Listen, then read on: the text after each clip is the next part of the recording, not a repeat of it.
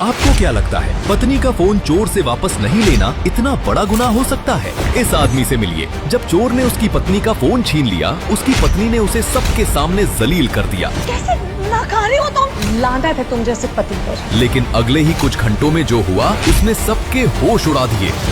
हद है अभिनव। कल वो गली का गुंडा आकर तुम्हारी बीवी को कुछ भी बोलकर चला गया और तुम्हारे मुंह से एक शब्द तक नहीं निकला। और आज ये तुम्हें जरा सा भी अंदाजा है कि वो फोन मेरे लिए कितना इम्पोर्टेंट है? You know what? लानत है तुम जैसे पति पर। मेरे डैड चाहते ना तो किसी बॉलीवुड स्टार से मेरी शादी करवा सकते थे, लेकिन मेरे दादाजी ने तुम जैसे निठल्ले और डरपोक आदमी से मेरी पता नहीं क्यों शादी करवा दी। ओह गॉड। अभिनव एक गरीब और अनाथ था जिसकी शादी एक अमीर बाप की लड़की अनन्या से एक मजबूरी के चलते करवा दी गई थी। अभिनव की इतनी हैसियत नहीं थी कि वो अनन्या का खर्चा उठाकर उसे खुश रख सके। अभिनव के ससुराल में रत्ती भर भी इज्जत नहीं की जाती थी। अभिनव नौकरों की भी खरी खोटी सुनता था। अरे ओ घर जवाई, अभी अभी पोछा हुआ है और तू चप्पल पहन के ऐसे आ रहा है जैसे कि तेरे बाप का घर हो। सॉरी, मैंने ध्यान नहीं दिया। पर आपकी हिम्मत कैसी हुई मेरे पापा के बारे में कुछ भी बोलने की? इतना ही बड़े बाप का औलाद है तो तू घर जवाई बनकर यहाँ अनन्या बेबी के टुकड़ों पे क्यों पड़ रहा है? बोल। अभिनव, मैंने अभी अभी अपने दूसरे फोन पे व्हाट्सएप देखा। जिस चोर ने मेरा फोन चुराया ना, उसने मेरी फ्रेंड कियारा को अनन्या बन के मैसेज किया कि वो किसी अनजान जगह पे आ जाए, और वो चली भी गई। अभिनव, मुझे बहुत डर लग रहा है कि उसके साथ कुछ उल्टा सीधा ना हो जाए। ये सुनते ही अपने कमरे में बैठी अनन्या की माँ शर्मिला वहाँ आ गई और बोली, अनन्या, मैं ये क्या सुन रही हूँ? तुम्हारा मोबाइल चोरी हो गया है? अरे अभी आधे घंटे पहले ही तुम्हारे मोबाइल से मुझे मैसेज आया था कि एक नंबर पे 10 लाख रुपए ट्रांसफर कर दो, और मैंने कर भी दिया है। आपने क्यों किया ट्रांसफर? बेटा, हे भगवान। ये सुनते ही जैसे अनन्या का गला सूख गया। अनन्या को इस वक्त सिर्फ एक ही डर लग रहा था कि वो चोर उसकी फ्रेंड कियारा को कुछ कर न दे। अब ना तुम मेरे साथ थे ना उस वक्त। अगर रत्ती भर भी तुमने हिम्मत दिखाई होती तो वो चोर पकड़ा जाता। I'm warning you, अगर कियारा को कुछ भी हुआ तो मैं तुम्हें भी जेल भिजवा दूंगी। तुम जैसे पति के साथ मुझे जरा सा भी रहने का मन नहीं। भैया, खड़े खड़े क्या कर रहे हो? जाओ जाके पुलिस को इन्फॉर्म करो। जनाब, इतना तो कर ही सकते हो ना, या अभी भी हाथ पैर कांपने लगेंगे तुम्हारे?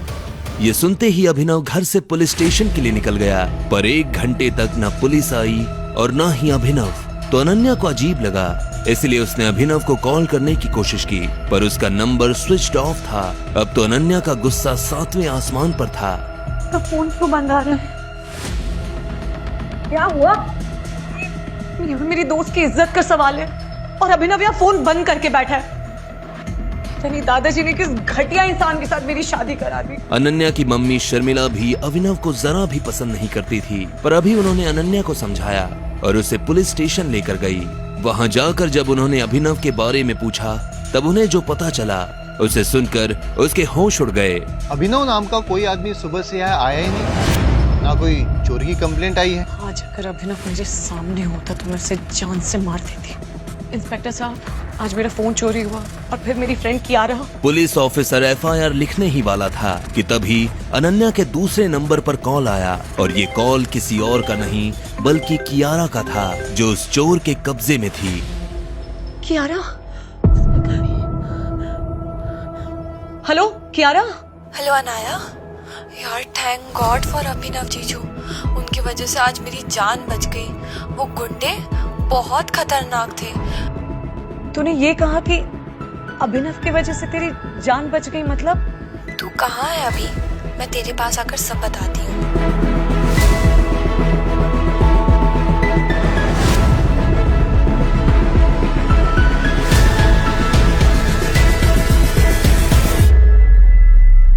बैठो बैठो, एक सेकंड। कैसे हो तुम? क्या हुआ मुझे बताओ। जिस चोर ने तेरा फोन चुराया था वो छोटा मोटा गुंडा नहीं था। आई एम श्योर वो बहुत बड़ा गुंडा था, और वो एक बहुत बड़े आतंकवादी के लिए काम करता है, और वो आतंकवादी दुबई में रहता है। सर, आई एम श्योर उनका एक ह्यूमन ट्रैफिकिंग का बहुत बड़ा रैकेट है, और मैं जब उनकी गिरफ्त में थी तो मैं उनके कुछ भी कह रही थी। मुझे छोड़ दो। मुझे तो मेरी फ्रेंड अनन्या ने यहाँ पे बुलाया था। मुझे नहीं पता था मेरे साथ ऐसा होगा।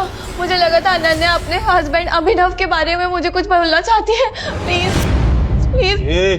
ए लड़की, किसका नाम ले रही है? ये अभिनव कौन है?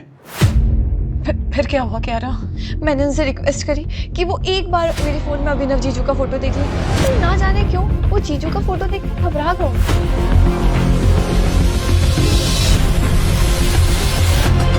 जीजू का फोटो जूम इन करके बोला, ये अंगूठी। ये अंगूठी? मैं समझ नहीं पाई। वो आतंकवादी बहुत घबरा गए थे। मुझे समझ नहीं आया क्यों वो ऐसा क्यों करा उन्होंने, और उन्होंने फिर मुझे जाने दिया। अरे गधों, अगर टाइगर साहब को पता चला ना तो वो खुद मुझे अपने हाथों से गोलियां मार देंगे। बैग लाओ मैडम का। ये लो, जाइए जाइए।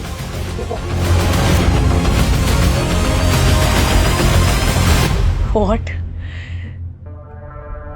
ये कैसे पॉसिबल हो सकता है? मत, जो आदमी उस चोर के पीछे भागा तक नहीं, उसे ये अंडरवर्ल्ड लेवल का आतंकवादी कैसे जानता है? और वो अभिनव को टाइगर क्यों बोल रहा था? ये उसका फोन क्यों नहीं लग रहा है? पता नहीं कहाँ है वो। मम, मेरा पति अभिनव और पावरफुल, अगर वो इतना ही पावरफुल है तो हमारे घर ऐसे बेइज्जत होके घर जमाई बन के क्यों रह रहा है वो? हे भगवान, मेरा सर, मुझे चक्कर आ रहा है। क्या वाकई में अभिनव ही है टाइगर? अगर हाँ, तो क्यों अभिनव बना रहता है डरपोक? क्यों तब नहीं पकड़ा उस चोर को? और सबसे बड़ी बात, अंडरवर्ल्ड के ऐसे टेरर बॉस का खून सुखा देने वाला अभिनव क्यों खा रहा था सास, नौकरों और बीवी की गालियां? और क्यों जी रहा था गरीबों की जिंदगी? यही सवाल अनन्या के दिमाग में भी चल रहा था कि तभी उसकी माँ शर्मिला ने कहा, अनन्या, मैं ये मान ही नहीं सकती। अरे जो आदमी किसी काम का नहीं, जो अपनी नाक में बैठी हुई मक्खी तक तो भगा नहीं सकता, उससे कोई आतंकवादी क्या ही डरेगा? लेकिन ये घर जमाई कुछ तो छुपा रहे हैं। जल्दी से पता लगाना होगा, इससे पहले कि कोई बड़ा कांड हो जाए। पता करना होगा। अनन्या, चलो घर में चद्दर तान कर सो रहा होगा वो। चलो। अनन्या और उसकी माँ शर्मिला घर आ गए और वहाँ भी अभिनव नहीं था। माया, अभिनव कहाँ मर गया? अनन्या ने पूरी रात यही सोचकर निकाल दी कि अभिनव की असलियत क्या है। उसने कई बार अभिनव को फोन करने की कोशिश की। उसे तरह तरह के ख्याल भी आ रहे थे। कहीं अभिनव को कुछ हो तो नहीं गया, कहीं खुद अभिनव कोई टेररिस्ट या डॉन तो नहीं। सुबह होते ही जैसे ही अभिनव लौटा तो अनन्या ने उससे बात करनी चाहिए। वो जानना चाहती थी कि जो कियारा बोल रही थी क्या वो सच था या कोई गलतफहमी। पर अनन्या आज जल्दी में थी क्योंकि वो अपने पति को छोड़ जिस लड़के चिराग को पसंद करती और वो आज घर आने वाला था। क्या हुआ रघु काका? जाओ बाजार से ये राशन ले आ। आज अनन्या मैडम के ऑफिस वाले दोस्त चिराग आ रहे, जिनके साथ वो अक्सर लेट नाइट आती है। अब पति तू है उनका, खातिरदारी उस दोस्त की करनी पड़ रही है। 1 किलो चावल, 1 किलो आटा,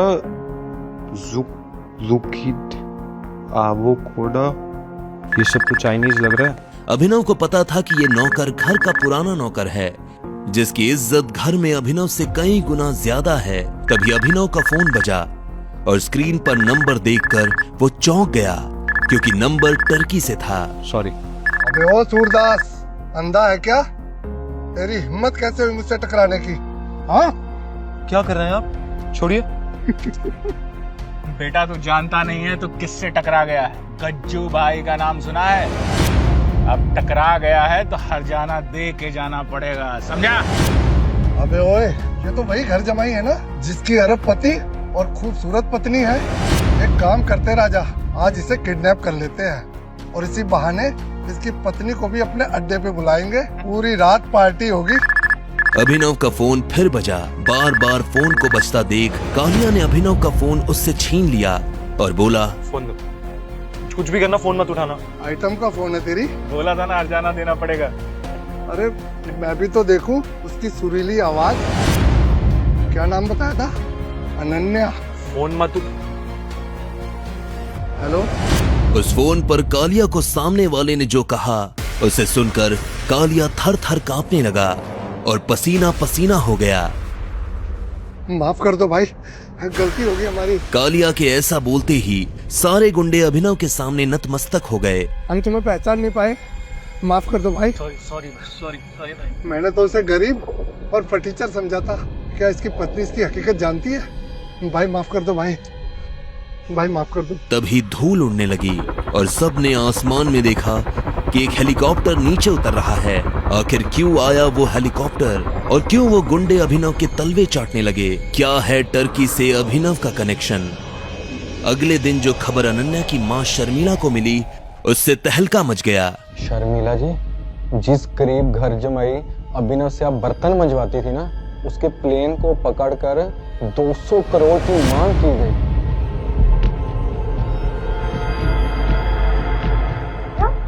दामाद जी का प्लेन हाईजैक हो गया। इससे बड़ी खुशी की बात और क्या हो सकती है मेरे लिए। मैं तो उसके लिए 200 रुपए ना दूं, पर पता नहीं उसको बचाने के लिए 200 करोड़ रुपए कौन और क्यों मांग रहा है। अभिनव जो कल तक नौकरों से भी गालियां खा रहा था और बीवी के टुकड़ों पर घर जमाई बनकर पल रहा था, जो 100 रुपए की शर्ट पहनता हो, उसके लिए कोई 200 करोड़ की फिरौती क्यों मांगेगा? अनन्या, सुना तुमने अभिनव के बारे में? माँ, मुझे तो इस अभिनव पर पहले से ही शक था। आपको याद है कियारा को जिन आतंकवादियों ने किडनैप किया था, उन्होंने भी उसे इसी वजह से छोड़ा, इस अभिनव के चक्कर में। कल तो उसे टर्की से भी कॉल्स आ रहे थे। मैंने सोचा स्पैम कॉल्स इग्नोर कर दिए। रघु भैया ने जब उसे राशन लाने के लिए भेजा, जनाब उसके बाद वापस नहीं हुआ। वैसे माँ, एक बात समझ नहीं आ रही कि इस बेचारे अभिनव में हाईजैकर्स ने आखिर देखा क्या कि सबको छोड़कर उसे ही रोक लिया, और डिमांड भी की तो कितने की? 200 करोड़।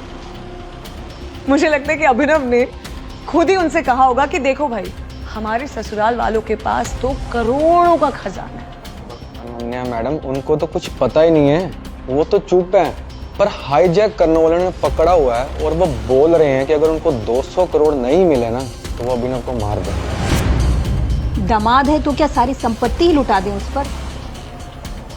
मरने दो उसे, अच्छा है पीछा छूटेगा अनन्या का उस कंगाल का। शर्मिला जी ने टीवी का रिमोट उठाया।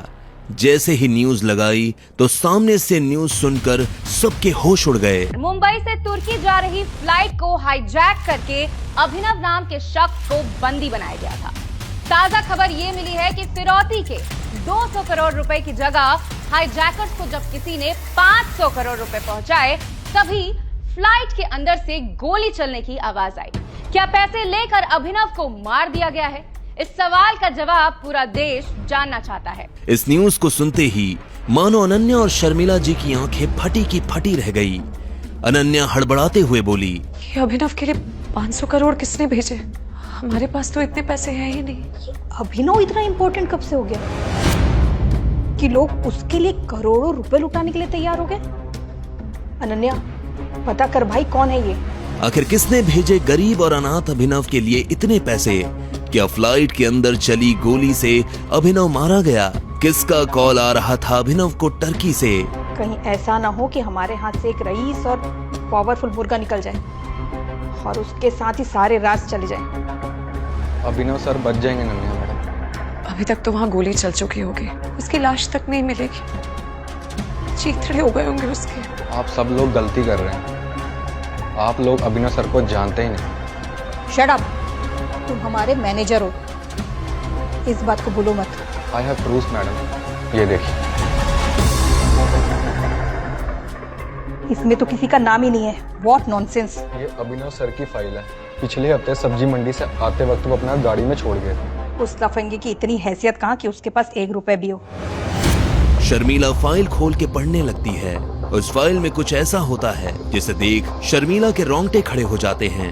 वो गिदगिदाते हुए चिल्लाती है, अनन्या, पाप हो गया है हमसे। तू अभिनव को कॉल कर और सबसे पहले माफी मांग उससे, वरना हम सब मारे जाएंगे। हम अभिनव की सच्चाई जान ही नहीं पाए। अनन्या, कॉल कर। 1 मिनट।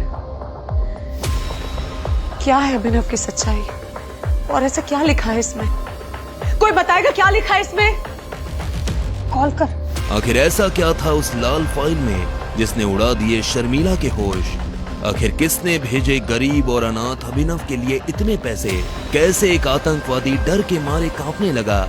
और डरपोक जिंदगी जी रहे अभिनव के नाम से आखिर क्या होने जा रहा है इस सनसनीखेज कहानी में आगे? और कितने राज खुलना बाकी हैं? क्या आप इस महंगी कहानी को फ्री में शुरू से सुनना चाहते हैं?